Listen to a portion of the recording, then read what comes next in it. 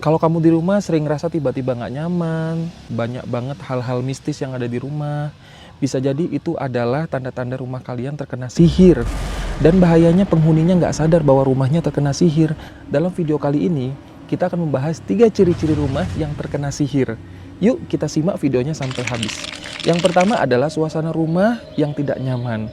Suasana rumah yang tiba-tiba nggak nyaman, ini bisa dirasakan sebagai perasaan yang gelisah, sering terjadi konflik, seorang suami istri sering berantem, rasanya nggak nyaman, terus terdengar suara-suara yang mistis, tiba-tiba ngerasa takut dan cemas. Mau ke kamar mandi aja kayaknya takut banget. Energi ini bisa berdampak negatif juga dari serangan sihir yang bisa membuat suasana rumah menjadi tidak menyenangkan, yang membuat penghuni ngerasa nggak betah di rumah. Misalkan dalam suatu keluarga ini selalu ngerasa cemas, gelisah ketika berada di rumah, padahal mereka itu tidak memiliki masalah yang serius gitu ya.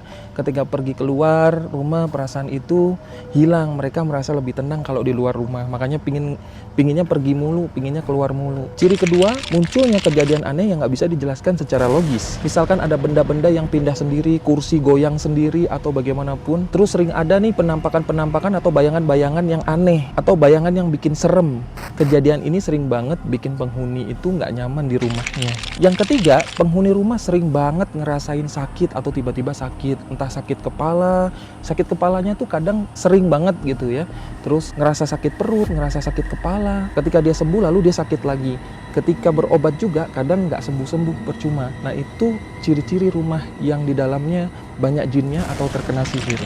Terus gimana solusinya? Supaya rumah kita terhindar dari sihir, supaya rumah kita tuh auranya bagus, nggak ada aura-aura negatif, amalkan ini ya.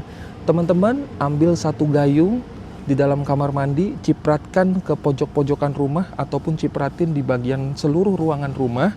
Jangan lupa sebelum dicipratin, bacain Al-Fatihah, Anas, Al-Falaq, Al-Ikhlas, ayat kursi. Bukan hanya itu doang, kamu harus sering rutinkan bacaan Quran di rumahmu, setel murotal Quran, dan yang paling ampuh adalah bacakan surah Al-Baqarah di dalam rumahmu.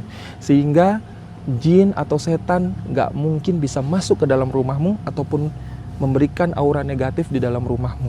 Intinya banyak-banyakin ibadah ya, banyak-banyakin sholawat, banyak-banyakin ngaji di rumah supaya rumah kita menjadi aura yang positif dan kita pun nggak perlu cemas lagi dan ngerasa takut ketika di rumah. Save video ini, sebarkan ke teman-teman semuanya. Jangan lupa ngaji biar nggak nyesel di akhirat nanti.